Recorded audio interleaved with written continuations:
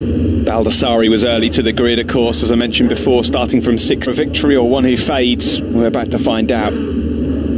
Front row then, Bezzecchi, Lund. We're waiting still for the green flag. Ah, there it is, it's ready to go, we're ready to go. 23 lap Bezzecchi, not so for Sam Lowes. He really struggled to get his Mark VDS machine away off the line. It will be Bezzecchi that leads it. So not the launch off the line the Mark VDS man was looking for. He's under pressure as well from Canet, who's got him around the outside at turn 2. So Marini then, that's the start that he wanted. Immediately up to 3rd place. Yeah, Canet got away as was in the race. He said that was mission more than accomplished. He'll have his eyes on a stronger fight for the podium here today. Bastianini to look up the inside and he sits Marco Bezzecchi up. Marini comes through as well, and now he's side by side. Turn 6 then. We're on board briefly there with last weekend's Jerez winner Luca Marini.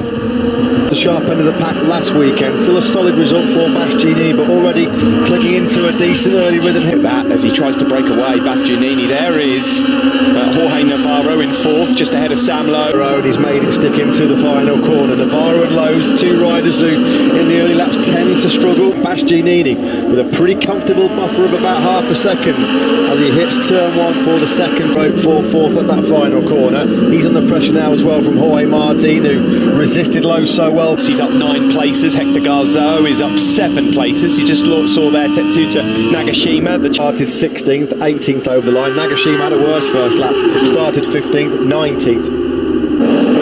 Then it's Sam Lowes, Navarro, and then Martin. He's got Tom Luthi, the most experienced campaigner in this Moto2 field for company. Schrotter, then Vierge rounds out the top 10. Course, Marini in 2nd. They'd be locked on points going into Brno in the Czech Republic. Right. Nagashima was 17th on this lap. He's made no inroads at all. He still is in that 17th position, number 40. Who last weekend really struggled in those hotter conditions. Not too bad in the cooler conditions of the morning sessions, but really at the moment ahead of Remy Gardner, Gian Antonio. Edgar Pons back in the points in 14th with Manzi in 21st place at the moment, the Malaysian. Yeah, really paying for a poor qualifying Indy siren. Felt like he got... Well, he's now past Lorenzo Baldassarri. They're having a duel for 17th and 18th as Navarro's one. You almost feel like if it wasn't Marini in front of him, he'd have a pop at 2nd here, but he wants to be very careful. He's crashed out of this Grand Prix here in Andalusia. He's up and okay, trying. Now he's an early exit here today, down at the end of the back straight. Tuck in the front group. Still Bastianini holding that pretty comfortable margin of about 3-4 tenths. Since he's led a Grand Prix, and at the moment he's got a good buffer ahead of the 2 Sky VR46 riders. 400ths down, and then Bezzecchi was a 42.2, as was Sam Lowe. So there as well, from 5th down to 7th, Martin, Navarro, Aaron Canet, and then it's Swiss. Way below par is Augusto Fernandez at the moment. He's down in 22nd place. A lot of people had Fernandez inside of Martin. He did lunge up the inside of Martin, but was in way too hot. Couldn't get it stopped. He's got to do all the hard. His front group. Oh, Remy Gardner's gone down. Is it Remy or is Remy Gardner? I think there might be a fire. On fire. Yep, that's a clear indication there. As soon as you see riders and Marshall on a motorcycle at turn 6. Apologies to our Australian viewers who had their heads in their hands then. A bit front end chattery, wasn't it, into turn 13 though. So Bastianini 10th on that previous lap, just slightly faster that time around than Marini, who again, Martin and Navarro desperately trying to go with that top 4. They've got Canet for company, and Tom Luthi. The Mark VDS flag then, number 22, Sam Lowes, despite the actual getaway from...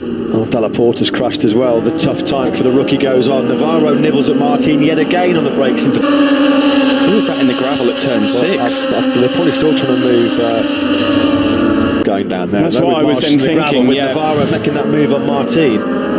We can't see them here on our gap to the front, 6 tenths now.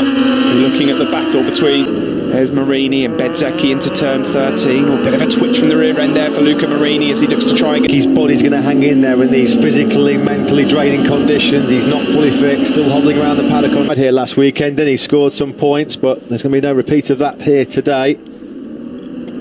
of attrition here in this race. The heat here today in Spain, I mean, it's been warm for 2 weeks, as we've said, countless. Number 9, gravity took over. Now look at Bastianini. His advantage now is stretching towards a full second. Through Q1 yesterday. Great move by Canet. He's got up the inside of, yes, there we go. We thought there was going to be a yellow flag. They're still removing Kazmi Yadin's bike in the gravel trap, so he obviously hasn't spotted the yellow flags, and now... Still 7/10 between Bastianini and the 2 Italians following behind. There is something, that's for sure. You're right about him being happier. There was nothing like this from Luti. Navarro's got us. Well, that was neatly done, to be fair to him, at turn 13. I'll tell you what, you're talking about Ivan. Tension. Well, he's just... That's costly, though, squeezed, that's really costly, because that's, you know, he's lost that momentum. That really has been so costly for Jorge Navarro, because he was starting to make progress towards Sam Lowe's, the Honda Team Asia rider, the number 35. He had 3 crashes here last weekend, and turn 13 on look in this class. Marini just looking to hold things together. Marini's got to be clever here today. He'll be informed of Nagashima. Is that Navarro firing up the inside of Martin into turn 6 again? How many times have we seen those two having a right up? Now Aaron Canet. The gap to Sam Lowe's in 4th, by the way, still at about 1.4. Does look like maybe Marini's just closed that by a touch. Marini manoeuvring towards Sam Lowe's at the moment, just can't get his hooks into Bezzecchi. I do wonder though how long Bezzecchi's fatigue will come into a factor. How much energy is he having to burn using other parts of his body? Even when Bastianini led in Moto3, he wouldn't have led here, but he'll take it. Yesterday, when he was in Q1, if he'd have been told he'd be leading the race on lap 7, really found.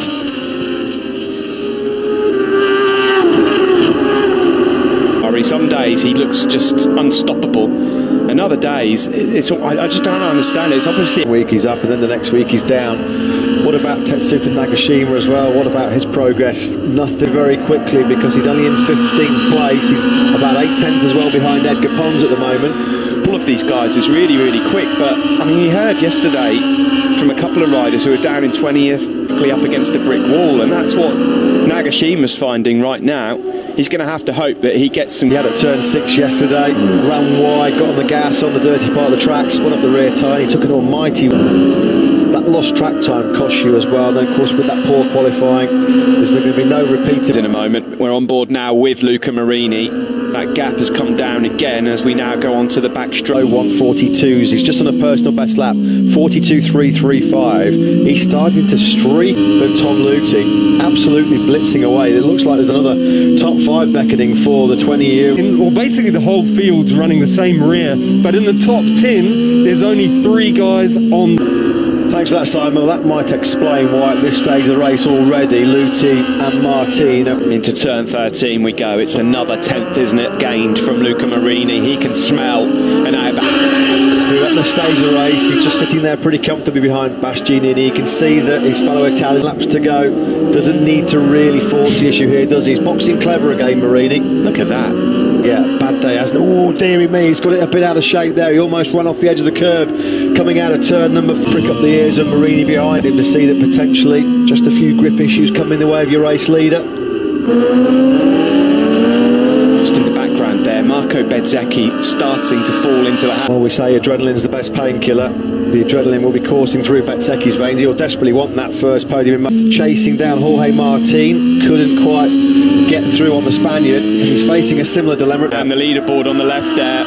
It was a DNF for him last week, and there he is again, I'm afraid. You were penciling his name into potential future MotoGP seats, but the erasers coming out with a nil point in a week in Jerez. That's not going to cut it.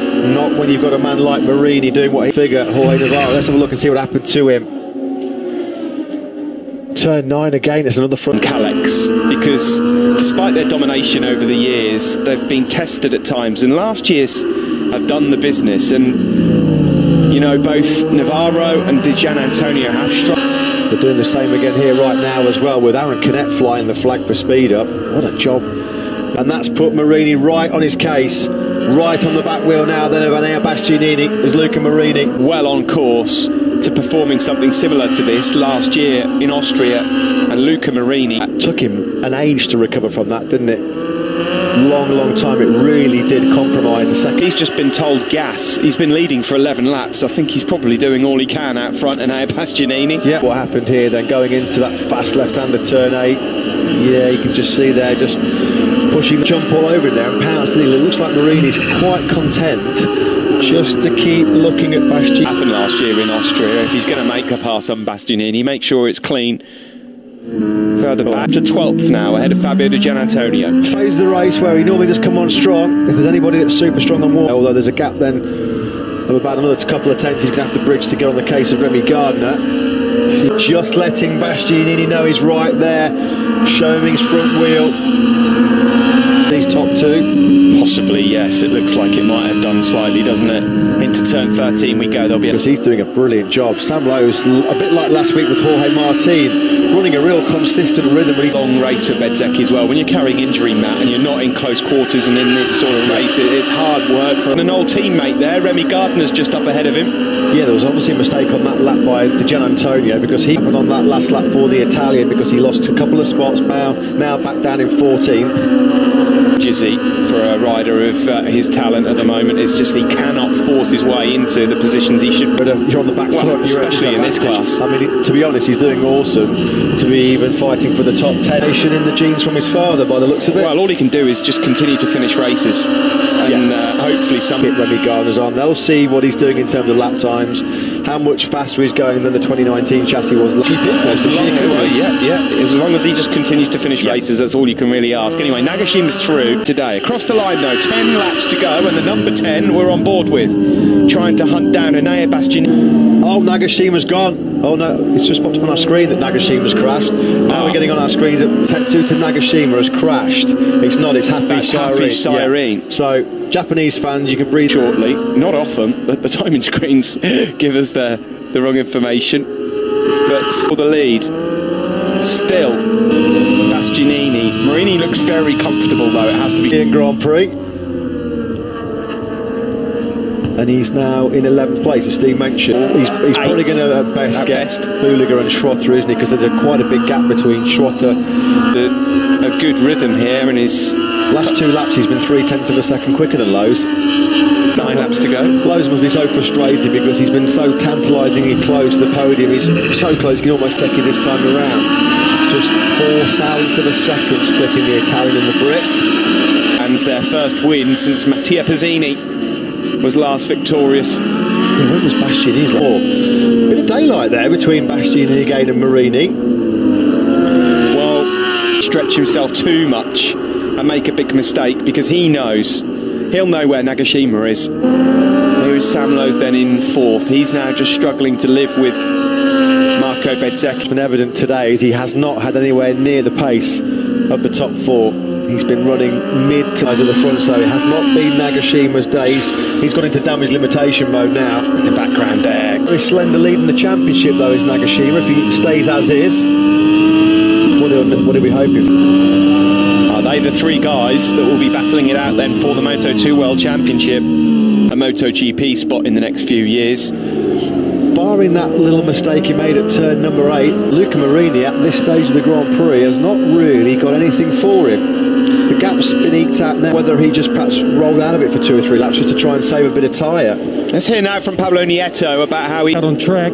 Is he just managing it to think, being sensible and push at the end, or what's your opinion? So we have to try to follow him, and then in the end try to make something. Looks strong. He could come back.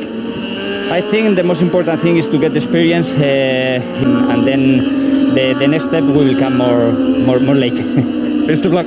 Yeah, in other words, this lap Bezzecchi again took another 2 tenths out of the Brit, so it's that advantage Bezzecchi by over a second for the... Who's not really got going today, has he, Jorge Martin? Luti then in 7th, Xavi Vierque 8th, then it's... There is Sam Lowe's then. Can he find anything in these last 7 laps to claw again to the forward racing MV Agusta rider Stefano Manzi, who once more has you associate with Stefano Manzi? No. He's always been a bit of a wild child, hasn't he, Manzi? But he's brought some 8th points finish in the last 10. Bastianini that now leads for the first time by over a second. He's the mistake he made at turn 8. He's not made a single mistake. And if you're pushing and asking questions of a rider like Luke, as you mentioned, Steve, is he going to really throw caution to the wind and risk crashing it? So he had a premium, low grip, slippery, greasy surface, and with 20 points looking like this team here, they can just sense, can't they, that it's getting closer, this victory. A Grand Prix, he's not pushing it as hard as he can anyway. I like the sentiment, but I'm not really in any danger of losing that place, but not really closing on Marco Bezzecchi up ahead of him. Injury and bouncing back to a couple of top 4 finishes. He's back at the sharp end where he wants to be. Far back as he's been, what are we looking at now? Yeah, 1.5 seconds is the gap between the 2 Italians. Is he? Luca Marini, he's so intelligent, he knows the situation. Here is Nagashima now, he's up ahead, 8th is in sight for the Red Bull KTM rider, and every point matters at the moment. Yeah, it's been a good recovery this by Nagashima, because at the end of lap 1 he dropped from 15th to 19th. So he's got Buliga ahead, who's had a track limits warning, so Nicolo Buliga's got to be careful, otherwise he'll be in for the long lap. Video shot of the race leader, Andalusia Bastianini, so don't worry, all is well there. He still leads by now. A tyre coming out the final corner, and is that going to allow Trotter to be close enough to strike on the Spaniard on the brakes into turn 1? No, it's 0.7 seconds now. Nagashima twitch from the rear end there, almost getting a bit impatient ahead of him. He is faster than him by a considerable distance. Yeah, he does struggle, doesn't he, with tyre life. And 4 when he was on the curbs, wide into 5, and Marcel Schrotter says thank you very much, I'll take that. Well, Nagashima was hot into turn 6, that's where he had his accident earlier in the weekend. Yeah, that's it. He'll be an unwanted visitor.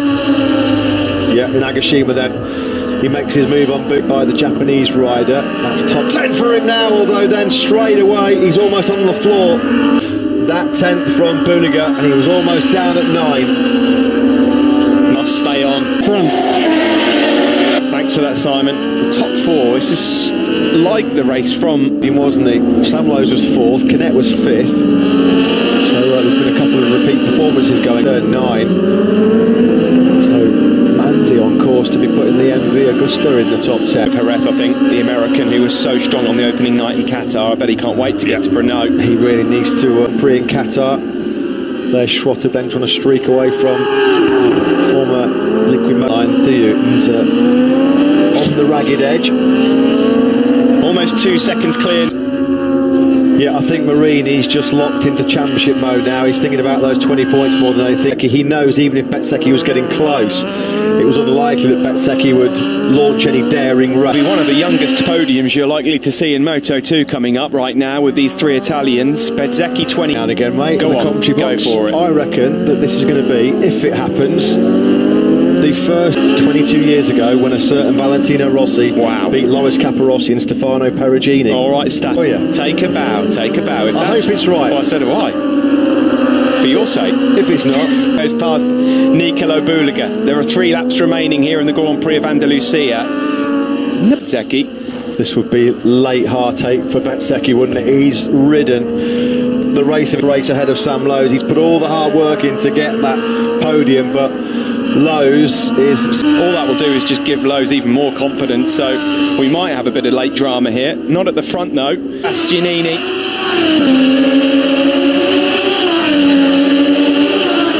From bad to worse, a day to forget for the Cito Pons team as well. Lorenzo Baldassari, Championship Challenge. Happy memories in Jerez 2018 and 2019. Oh, it's coming out. Blimey, lost. What happened there? Down at turn 9 in this Moto2 race, the marshals have been very, very busy at turn 9 in the stadium section. Gardner. Yeah, holding on to that one. Andalusia Bastianini then is on his way here to picking up his 4th career victory, but crucially his 8 tenths. Not quite close enough, you'd feel, at this stage, Lowes, to be able to... Today, he's been on a different level. He's done a Marini on Marini in many respects. Yeah, you're right, he has. To Bastia, as he's known, the beast, across the line. I think Bezzecchi's going to be all right, even with a little mistake here and there. Seems unlikely. Sam Lowes has not given it up though, has he? Just coming a little bit too late, you feel, for the Briton. What can? Do you know what? Sam Lowes has already taken 3 tenths out of Bezzecchi in the first sector. Well, you know, an absolute masterclass from Andalusia Bastianini. No other word for it. Sensational performance. battled his way to the front row. That's how you turn a weekend upside down. He's been absolute. That is Enea Bastianini. He stepping up to the plate as a big championship survived the late onslaught from Lowe's. Looks like Bezzecchi knows he's got time in his pocket, and Enea Bastianini looks like it's going to be a podium lockout for Italy as well. The beast is back. He was from the Italtrans man. Second for Marini. It is a maiden podium for Marco Bezzecchi, who managed to hold on. Anzi! Carve up there, the last corner. Nagashima was out well wide, got on the gas, almost high-sided himself. It's Marini. No, it's Marini. Oh, it's Marini. Has he crashed on the cool-down lap? With his teammate? To celebrate. First of all, the good news is they're both okay, but it looks like a little bit of an embarrassing situation here. Slate each other here, aren't they? And it's going to end in tears. Here we go, on board with Maurice, because that's going to be right on there. Deary me. Are they all right? Of the other rider. Can't recall ever seeing that one before. Two teammates celebrating on the cool. A friendly fire in the Grand Prix. We might have a bit of a delay on their arrival to Parc Ferme here.